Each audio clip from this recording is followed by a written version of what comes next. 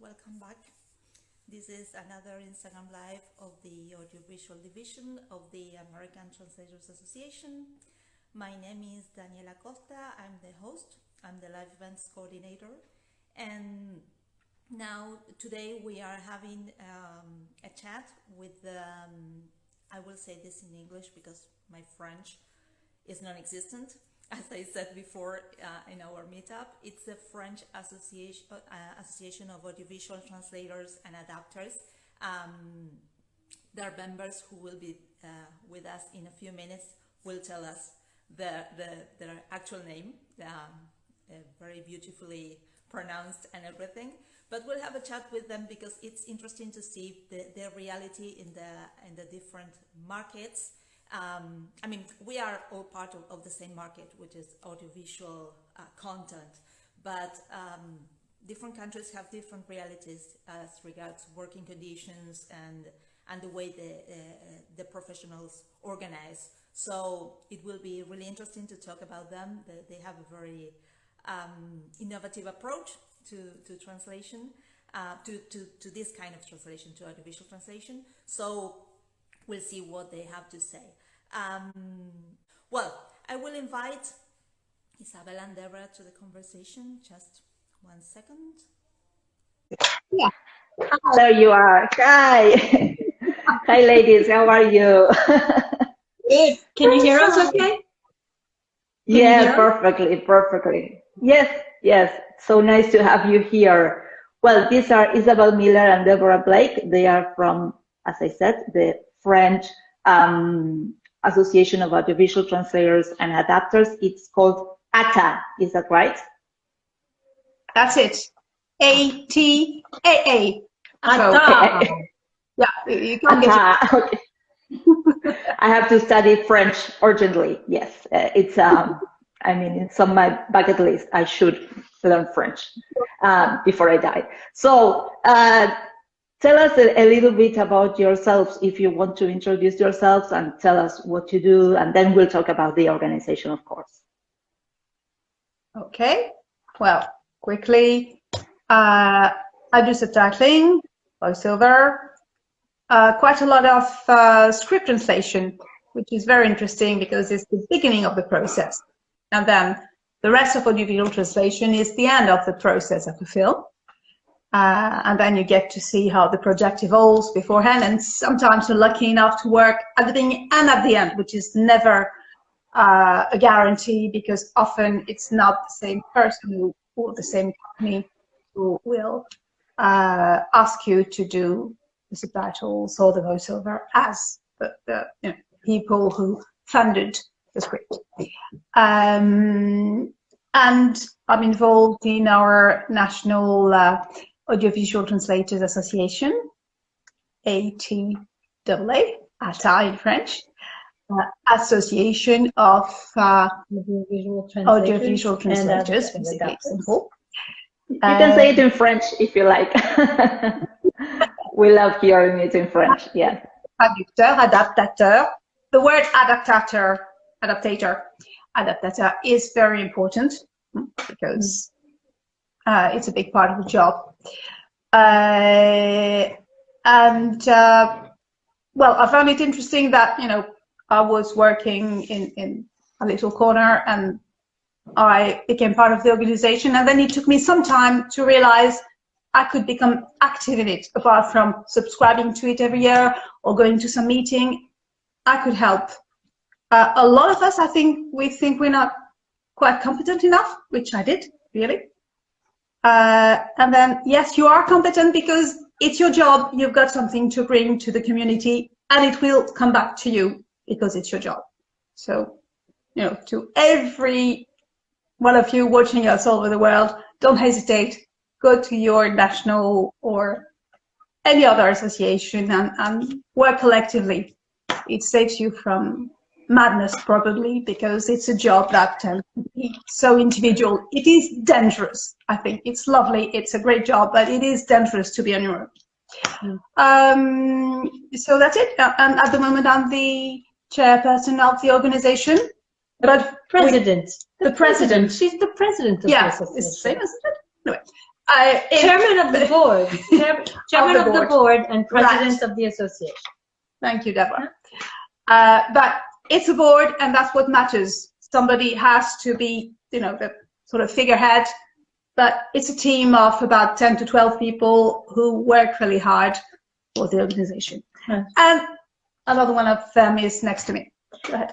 So I'm Debora, and I'm a member of the board of the ATAA Association, and I translate for subtitles, for dubbing, and also for voiceover, like for documentary narration, things like that. I also have some corporate clients who have corporate videos that need various types of work done on them. So yeah, that's me in a nutshell. And we both work from English to French, and you work from French to English because you're one of these few people who are and vice really versa. bilingual. I also work I work from French to English, English to French, and then Spanish, Italian, French, to either English or French. Yeah, I have like too many languages in my head. She's great, really. So. That's amazing. Wow, that's amazing.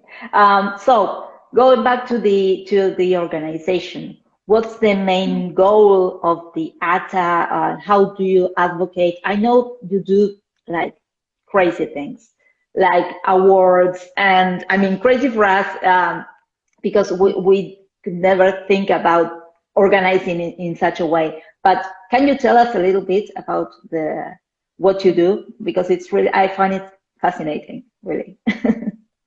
Well, we watched Max Deriagin. I might mispronounce it a little. Who's the head of Subtle, the British organization.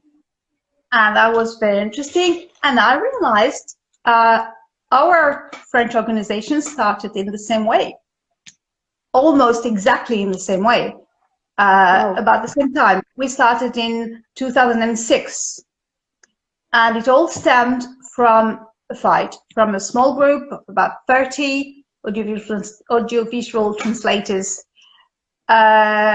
who were working for one company, who suddenly said, "Oh, we'll lower the rates."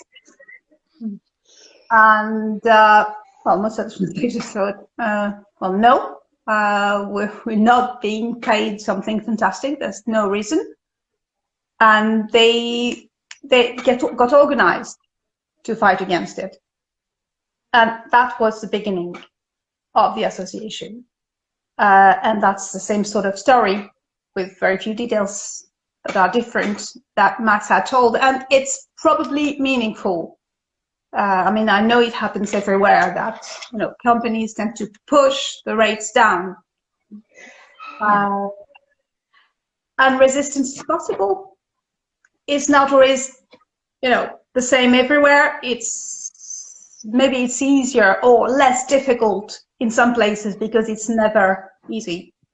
But all alone, you can't do anything. And they don't expect us to take action either. They expect to be able to dictate. So that can give us more courage and bravery to say, well, we're going to surprise them because we are going to stand up to them. So the more we have that mentality, that mindset, that we're not just little puppets that they can call when, and manipulate us the way they want. We bring something to the party, and we have a right to defend what we do. And again, they don't expect that we will fight them. Fight, I don't like the word fight, but stand up for our rights is really all that we're trying to do. All of our respective associations are there to give us more voice, more strength to have a conversation, a negotiation, Yeah. Yes, I think it's really important. Sometimes I don't think they are like evil or something. Maybe it's a market thing, or maybe they want to be more profitable or whatever. But on the other side, we have to show them, okay, here we are a group of people who invested a lot of time and money in training, in being better in what we do. So be attentive of what our needs apart from the market needs. I mean, we are human beings and we are professionals. So it's great to be together and to say, okay, here we are. And what you did is wonderful because, I mean, it should happen in every country, I think, where you have a pool of audiovisual translators. And nowadays, I think every country has people working on audiovisual translation because of the globalization, streaming, and so on. So I think it's really important what you do. And how can you become a member of your association? Is it difficult? Which are the requirements? It's quite straightforward. You have to have worked in audiovisual translation before. We don't choose our members. We don't test them. I mean, the question of are you a good translator or not is not for us to decide. It's for the clients who pay people for the work. So you have to have done 3 audiovisual translations that you've been paid for and that have been aired or that are going to come out. And recently, because it's become so difficult for students who come out of university to start, we've started accepting people before they start working, when they spend 2 years a lot of the time specifically training for audiovisual translation and having linguistic training even before that. So we thought it makes sense to welcome them. We also have the tutoring program. Mm-hmm. We have a program where we tutor, like someone who isn't quite working in the industry yet. They can have, it's like a buddy system. Well, you have that too. Yeah, so you can help. Yeah, the mentorship program, yes, in the ATAA and in our division also. Yes, it's great because it's a way of getting to know the needs of the industry, or maybe if you are kind of lost, you are just starting and you don't know what to specialize in, because audiovisual translation is like, I mean, it's the parachute term that you have, or the umbrella term, as you say, but you have like subtitle, as you said, subtitling, dubbing, audio description, closed captioning, voiceover. So maybe you don't know what to do or what you like best. And if you have contact with someone who's more experienced and can guide you in the process, I think that's great. And also it's a way of sharing experiences, because when we started, nobody told, well, at least in my case, nobody told me what this was about, or what happens, or the trends, we knew nothing. I mean, I loved it anyway, so that's why I kept doing this. But it was, as you said, we were like isolated. We had no contact with colleagues. I mean, just by chance, you knew someone who worked on subtitling, but it was not so popular as it is now. Mm-hmm. So if you have a place to go to, where you have mentorship, where you're part of a community, where you have the support, I think that's really encouraging, and it's great. I mean, it's great for all of us. Yes. Sorry, there is a delay. No, I was going to say it's also important, even for people who've been, like myself. I joined at many years after being in the industry, simply because I didn't even know they really were there. You know, you're so in your own world, in your own little office in your house, you don't have contact with other people. And so what's also very helpful is that you learn about the administrative aspects and the fiscal aspects and all of the administrative things that are so complicated, especially in France. It's probably not easy anywhere, but we have, it's a nightmare. So it's good that we can help people, figure these things out and provide them. And they help each other too. Yeah, and we help each other. There's a forum where, it's not the 10 or 12 people who are part of the board who can answer all the questions. Yeah. But there's a forum, and, those who know administrative things better through taste or experience help those who just, are clueless about something. So it's sometimes it solves the problem very quickly. It's super helpful. Even you don't even necessarily have to. You could just go into the forum and type in whatever you're looking for, and people already talked about this. Avoid them, or, "These guys are great," or we have all these different sections in the forum that's very specific and super helpful. And like Isabelle just said, the board members are in there, but so are all the other members. We're about 540 now, right? There's it's quite a large group now, so that's all that extra experience that you can build from, and use. So yeah. And it's a safe space because it's not like social media or any other forum. You are surrounded by your peers, and you will get the right answer for what you need. Or I mean, it's not just something like everybody jumps in and gives their opinion. You are surrounded by peers and by other professionals, so it's great. Yeah, I love those. It's just ATAA. Yeah. It's completely private.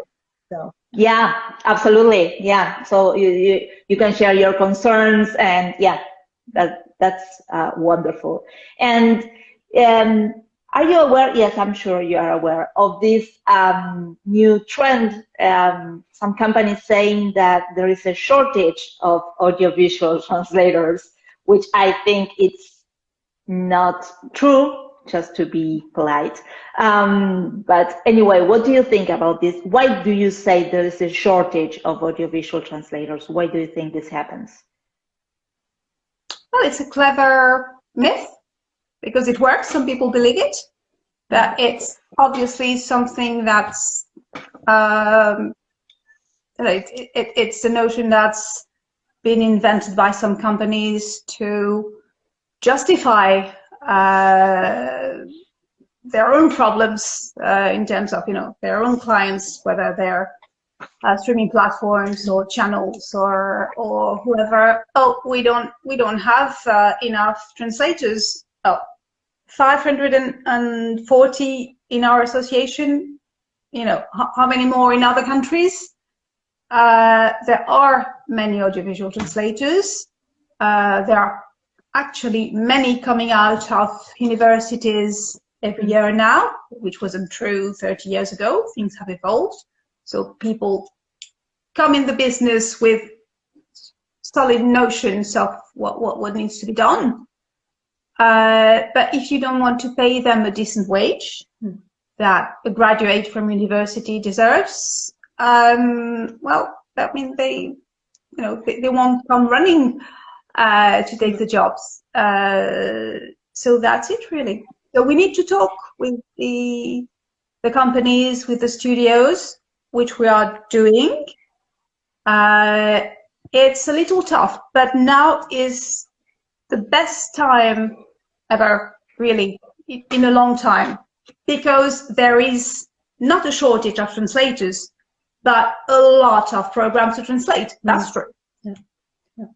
And maybe, Yes. maybe some languages that not many programs were translated into, like what we call rare languages. Well, not rare as such, but the audience is smaller and the market is smaller, so maybe they have more difficulty, but they have less people trained. Maybe their universities don't train people in audiovisual translation because it wasn't needed before.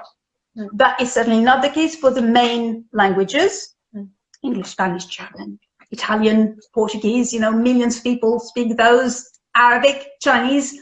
Many people are well trained in audiovisual translation for those. And it would be a paradox if it were true. If it were true that there was a scarcity of audiovisual translators, if you just think of the basic law of the economy, right? Supply and demand, they would be paying us a lot of money because we would be a rare commodity, right? And instead, what are they doing? They're trying to pull our rates down. So that doesn't make any sense. They can say there's a shortage. Well, then why are you paying us less money? It doesn't make any sense. So I think it's an argument, as Isabelle said, to try to push some sort of myth. And in my little breakout group from the happy hour earlier, Olivia mentioned the SDI white paper, where they talked about the shortage of translators. So I haven't seen that paper yet, but she highly recommended it. So we'll go see what they're saying. Sure. But apparently, yes, I read it. Yeah, I read it. It was like a way of justifying also the use of machine translation, which is something I was going to ask you about.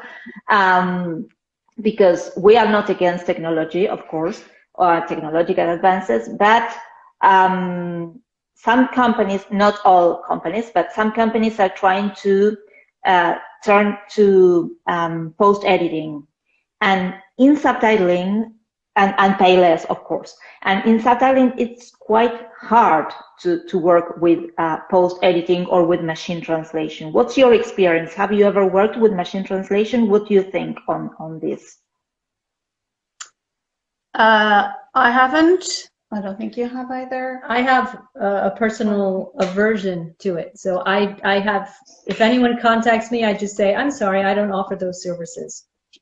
That's it. But for the association, we have talked with a company who's gone into that path, and we've had a long discussion. And they said, "Oh, with all your members, you're really interesting for us." And we said, "But it's not our job. Of course, some will take it, and do post-editing if they don't have anything better, but it's a different job." I remember that person explaining to us the problem with you translators, because we really need you to post-edit our machine translation. Right. We need translators, not just people who know French well. But the problem with you translators is that you correct too much and too carefully. You do a too good translation, and we don't want that. We don't want a good translation. We want a good enough translation. Right. And you've got to get it in to your head. And I know, he said, I know it's difficult. I mean, the person who was in charge of the program at their place, who's trained as a translator, it took her 3 weeks to learn to do a not too good translation, a good enough translation.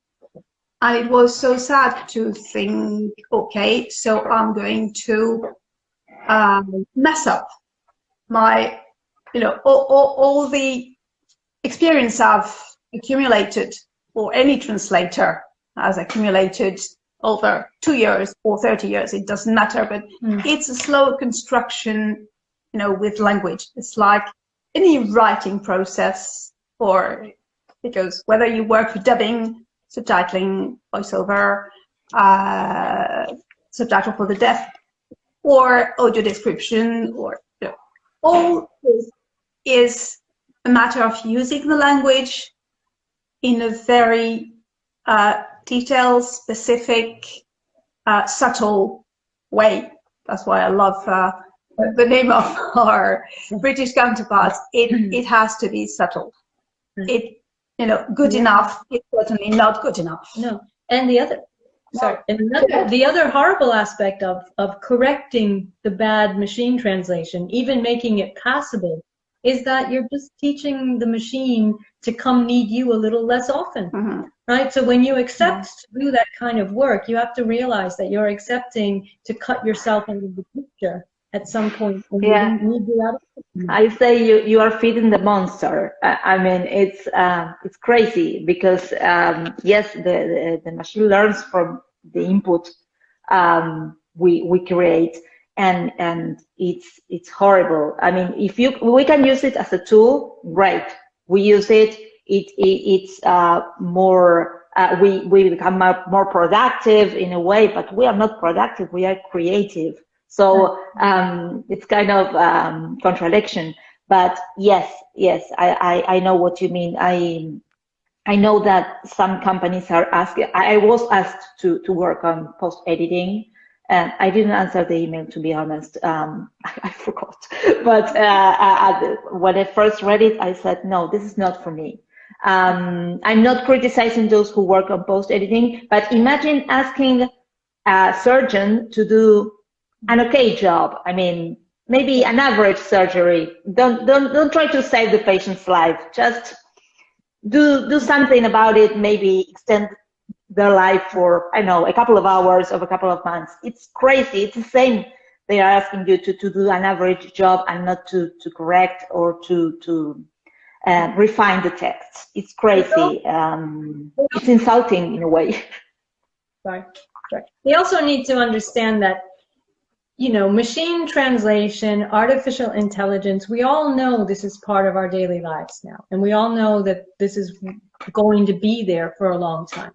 And I think, again, another reason why we need to understand that we can defend our job, defend our trade, is because we're not going to say artificial intelligence is completely 100% bad, machine translation 100% bad. For example, when you have lawyers or you have certain sectors where they can create a translation memory, they can create a glossary, they have long rulings that they have to translate, lots of terms coming up repeatedly.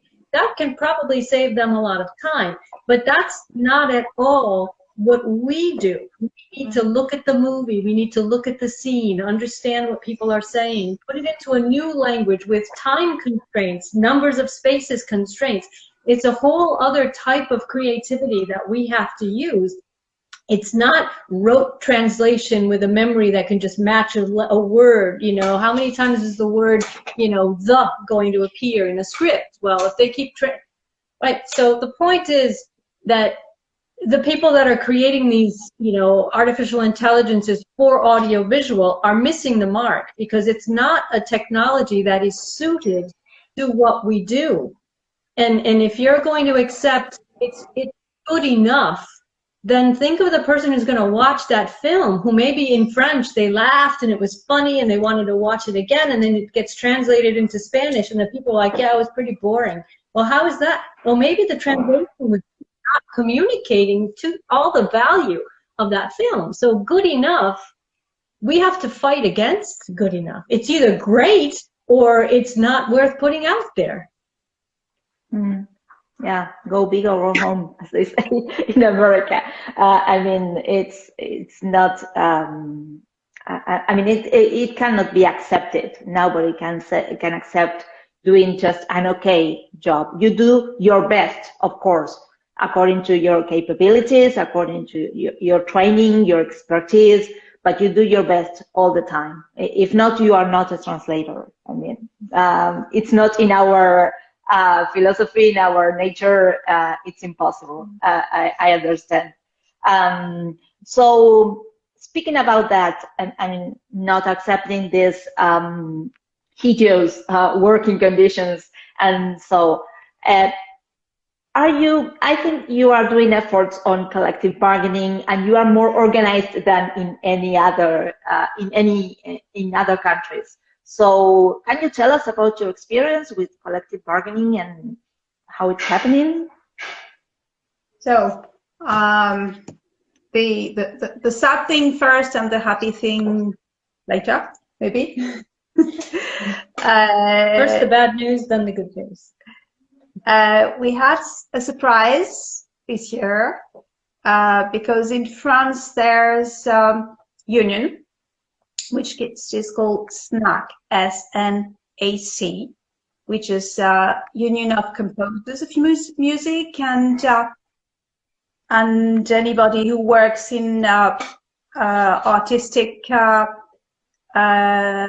professions like choreographers and audiovisual creators and some others. Every year they publish advised rates for subtitling, dubbing, voiceover. They just advised rates. Lots of colleagues say, well, you know, in my dreams maybe, but I'll never get these rates because they're very high. They are paid to a few in our profession that do the really big films and have big companies, prestigious companies for clients. Okay, but we think that may draw the rates towards, you know, the right side of things, and it doesn't do any harm anyway. French administration this year, as we happened, our association ATAA and another one, UPAD, who only has dubbing translators for members. We decided to sign and publish these rates with the union. And I don't know here, but some administration said, you don't have the right to do that. You don't have the right to have on your website a page saying, we think it would be decent to pay any audiovisual translator these rates. No recommended rates. Okay. Yeah, they just recommended. And anyway, you know, to at least try to get closer to that. And the French tax administration said, no, it's like you're trying to have a monopoly, you know, to have an illegal agreement that you will only accept these rates. Well, no, because we don't have the power to impose that. So it is stupid, Mr. Taxman. But they can't understand it. I mean, the lawyer from the union has explained it very patiently and very clearly, and they still say, well, no, you take down these advised rates or we'll fine you. We'll fine you like, well, we don't know how much, but it could be something that would cause the union to close down. So we're going to have to negotiate to find something. We're writing to the Minister of Culture to get some help, and that's where we are at on this side. On another side, we've started some collective bargaining, with two companies, quite meaningful. They're both in dubbing. One is the biggest in France, has got half the market of dubbing in France or more, and the other one is significant too. And the nice thing is it has stemmed from the authors we call audiovisual translators, authors in France. It has started from them. That is, they got organized and then came to us and said, we need your support. So we went to the meetings with them. And again, with the same union and with the other association to speak about rates, which in that main company have been changed in over 20 years. Say that again. The rates had not been changed in 20 years. They were still 22 years. Yeah. Okay. I know what you're talking about. Yeah, I know it firsthand. Yeah. And what struck me most is that the boss of the company said, "Oh, we shouldn't stay that many years without speaking about rates. Let's do that every other year, maybe."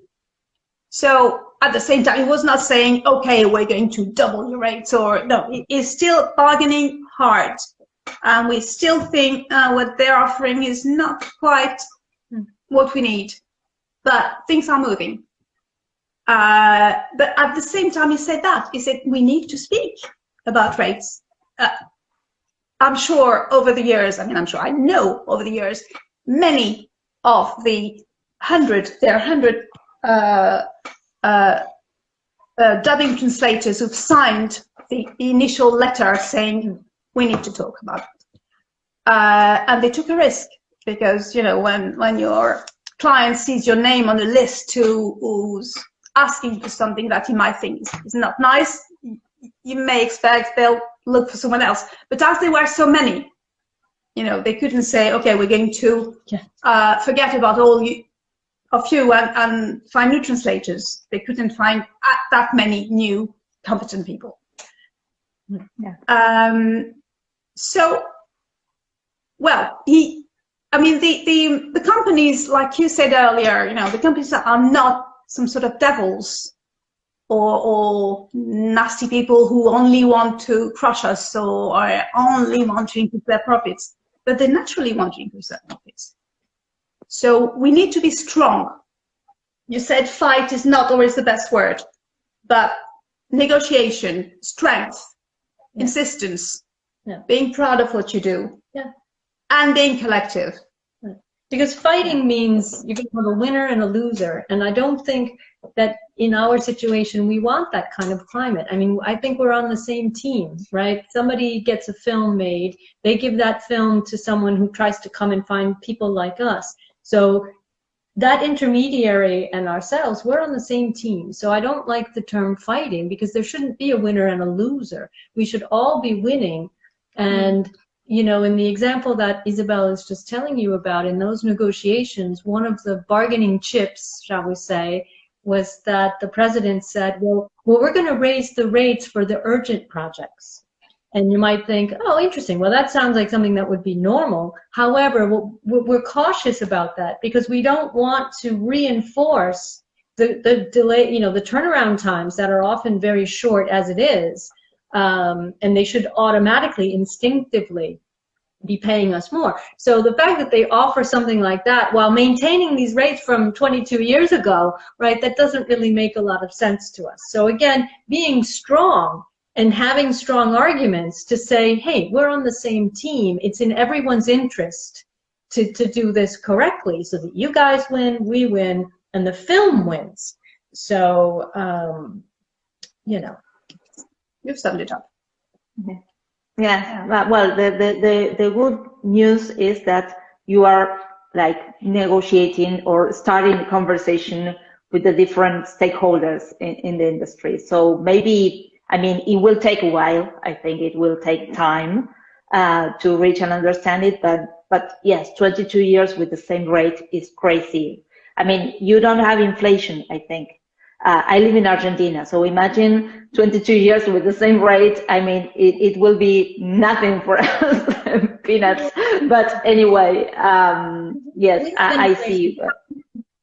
But we're starting to have it for the past year. The whole world is experiencing inflation, I know.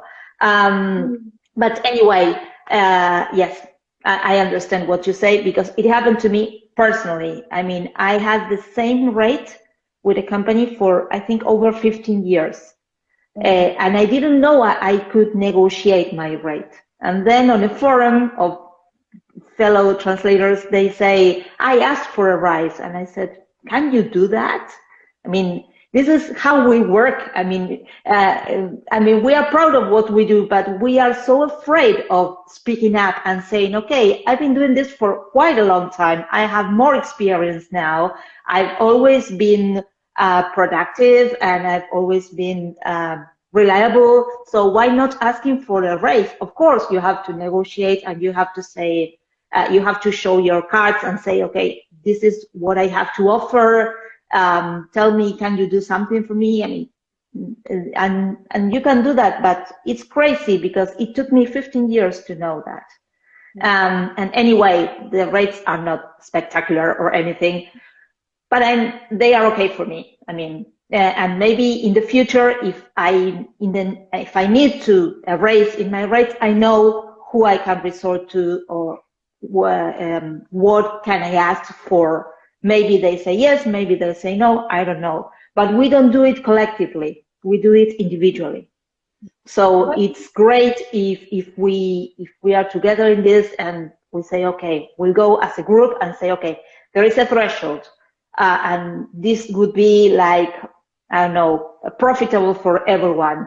And we need decent rates, because we're professionals. Sometimes it's crazy when you hear what you are offered to do subtitling, or maybe even technical translation. I read figures that are appalling. I mean, I can't believe what I'm reading on social media. So it's good for us to be united and say, okay, treat us with respect. We need to make a living out of this, and let's try to find some common ground. I mean, let's meet in the middle, as you say, or something. But we need to be heard, I think. I think it's important also, you know, for the people who are listening to us, and it's important to know that you can be strong for yourself. And it's great to have structures like ATAA or your structure, you know, when you can go and get advice about, gee, I'm going to difficult situation, can I get some help from my peers? That's one thing. But I know that one of my corporate clients, I'd worked for them for about 6 years, they came to me and they said, oh, we have a project for you. And these were subtitling that I would do for them. And they said, oh, we need you to make an effort on the rate. And I said, and when you say that in French, it's like they want you to drop your rates. And I responded, I said, you know, I've maintained my rates with you for, 6 years. I said, I have a hard time, and I always give my all, and I'm very happy with my work. So I have a hard time, with this request to drop my rates. And so I lost the client. And it's never a happy situation, but you have to understand that something better is going to be coming down the road. The more you can stand up for yourself and affirm, what you do and that you're a professional, just as you said, Daniela, it's going to be better down the road. It's painful in the moment, but we all need to understand that we shouldn't have to accept that. And be strong. Yeah. Be strong together. Yeah, I've been there. Be strong in our own personal configuration, I would say. So. Yes, absolutely. And going back to the work of your organization, do you do anything as regards crediting the translators? Because there are no clear rules about this. Some companies include us in the credits, some others don't. Do you have any rules about that in France? No. The rules are you should be credited for any audiovisual translation. Maybe not when you translate a little video or a long video for a company, maybe not in institutional translation. It's a bit different. Yeah. Yes, of course. But yes. We do creative work, yes, and it is not always, but quite widely respected in France. At the cinema, you will generally see the signature.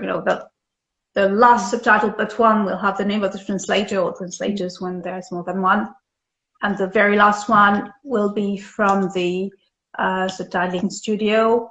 And for dubbing, you will have the names of the translators in the credits. So it works not always. For our annual awards for dubbing and subtitling, we always check that the name of the translator is visible. If it is not, we cannot, even if it's the best translation ever, we can't include them in the selection. It's just a rule. And we've had complaints of people who say, I've done this translation, I can testify to it. Yes, but your name was not at the end. Maybe it's not your fault. But it's not, we're not just doing a prize for one person. That will make them very happy and help their career, perhaps. We're doing the prize for the profession to be more visible. It's the positive action.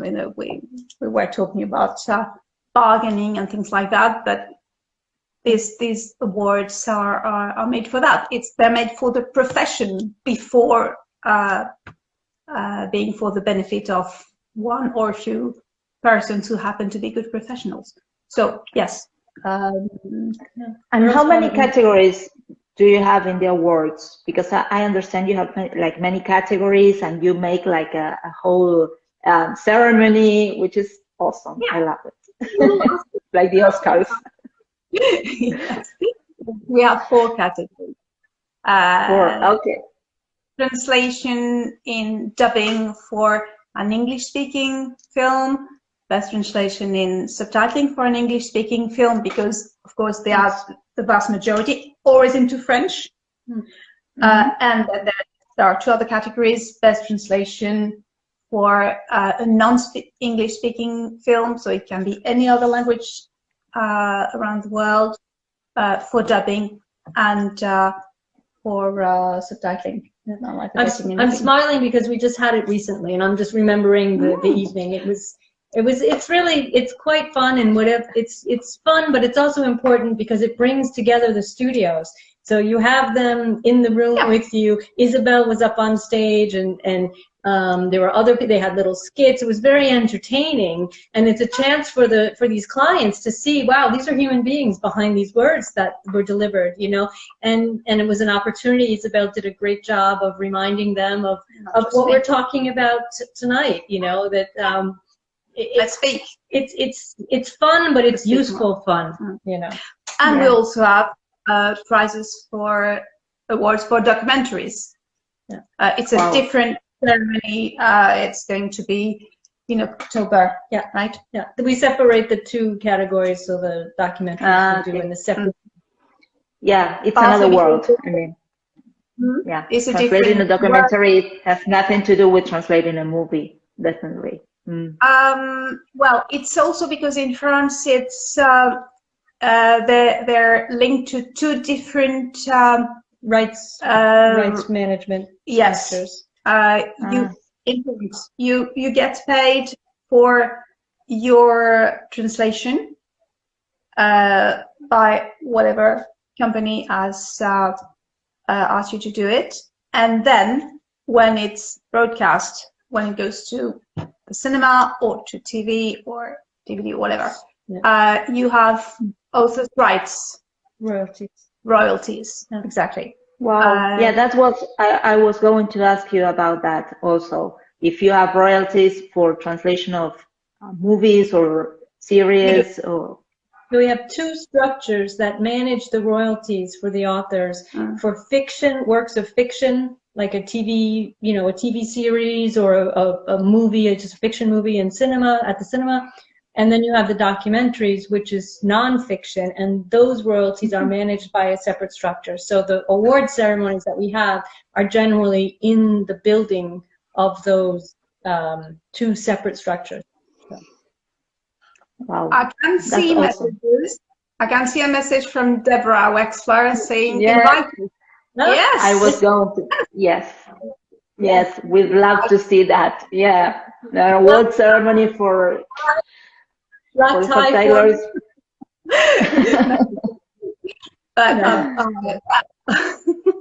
Okay. We'd love to go to France, of course. I know, where is it hosted? Is it in Paris or in other city?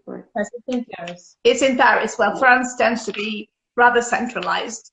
So it's always in Paris, which is not fair because we have lots of members that live away from Paris. But then, the same happens in Argentina. Everything is in Buenos Aires. I mean, we have a huge country, but everything is centralized in Buenos Aires. So, but we'd love to go to Paris, of course. Who would like to go there? Yeah, it's like one of the best cities in the world, definitely.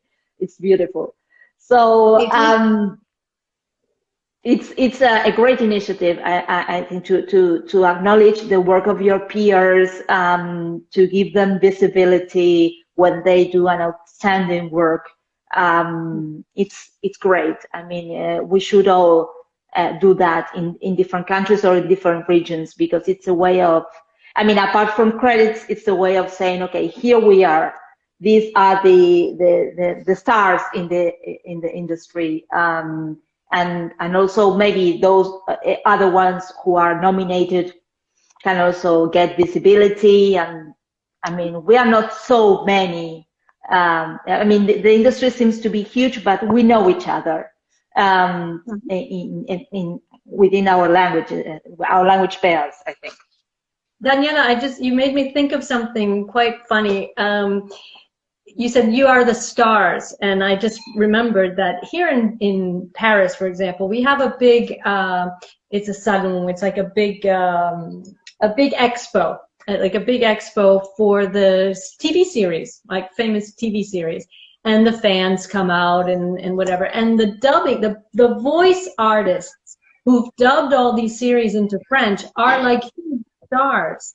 And so the fans come out who love the series, but they also love the character and the voice, the French voice that's been given to the character.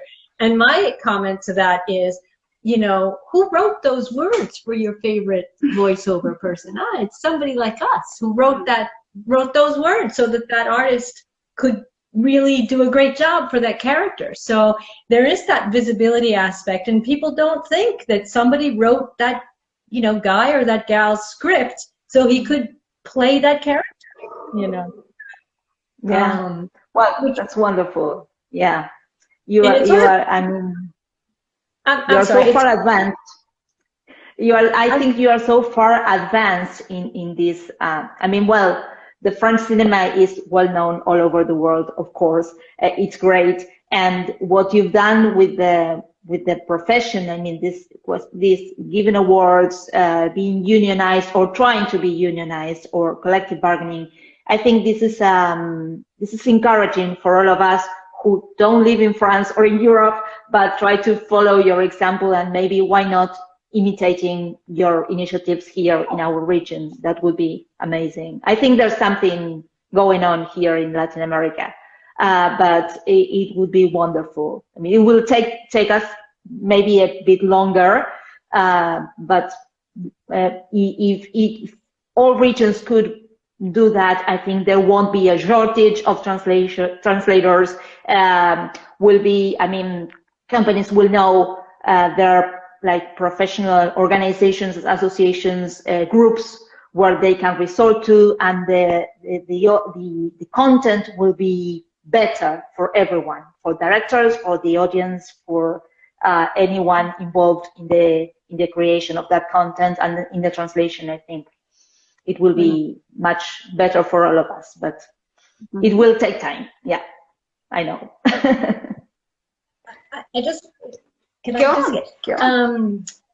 You did send us some questions so we could prepare, and you know, Yeah. so much of what we're talking about ties in with your last question, you know, and talking about rates and getting credit and being recognized and all of that. And I think that structures like ATAA and yours and Subtle, we all understand the challenge here, and the challenge is to come out of the shadows, be recognized for what we bring to the party. And I think one of our big battles, if we're going to take that analogy, one of our big battles is getting a line in the budget, getting a line in the production document when they're going to go look for the financiers, when the executive producers have to go out and find money to finance the project. If there's a line in the budget for 10 translations, they know this film is going to be sent to these 10 different markets or 5 markets, whatever it may be. If we're in that budget and they've put a number there, by the time that film gets to the studio who's looking for people like us, you know, it's a whole different situation. Rather than being an afterthought of, oh my God, we've got to get this film to a festival, right? Because they like to have their films be shown in festivals, and a lot of the times the festival is going to require, you know, an adaptation for it, and it's in a week, and for series. Think about this. They know what they're going to be doing with, or what they hope to do with their film, right? Not everything comes to fruition, but they know they want to go to these festivals. They know they want to target it to different markets. So think about us.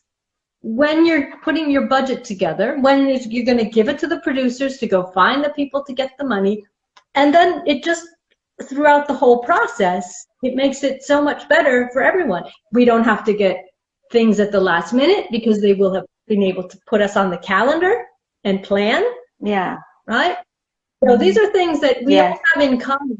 We can all work together to try to move this gigantic machine into a mindset where they know we exist and they can think about us just as they would think about the person who has to make the costumes, the person who has to get the crane, you know, we have to rent the crane, how much is that gonna, you know, all of these things, they can think about those things, but they can't think about us. That's not right. No. That has to change. Yeah, I agree. I totally agree with you, what you say. I think we're going to close with this, which is really interesting because we are running out of time. We have like 2 minutes left. We've been talking for 1 hour. It was so interesting, so enlightening, So thank you so much, Isabelle and Debora, for being there, for your time. I know it's late where you are in France. It's the evening now. So thank you for your time and for being there. You're wonderful. Keep up the good work. Keep us posted on what you do, because it's really interesting, and I hope we can do this in our region and in other regions, so we become stronger, as you said. Thank you for having us. It's a pleasure. Thank you so much. I think maybe we've talked a lot, that maybe there were a few questions that were written that we did not address, so don't hesitate to forward us any questions you still have in the chat, the things that we haven't made clear enough, whoever asked them. And thanks a lot. Thanks everybody for watching and listening, and you can find us on ATAA.fr if anyone wants to come and contact us. Yeah, feel free. It tends to be in French, okay? But you can send an email and just say for Debora. We read and for answer in Isabelle English if necessary. Yeah. Okay. Thank you, everybody. That's great. Thank you so much. See you next time. Bye. So was it great or not? I'm blown away. I knew it was going to be great, but it's amazing to know about these new initiatives and how associations work in the different parts of the world. So thank you so much for being there. I'll see you next time with another Instagram Live. Have a nice weekend, and well, stay tuned because we'll post all content on our social media. So thank you. Bye bye.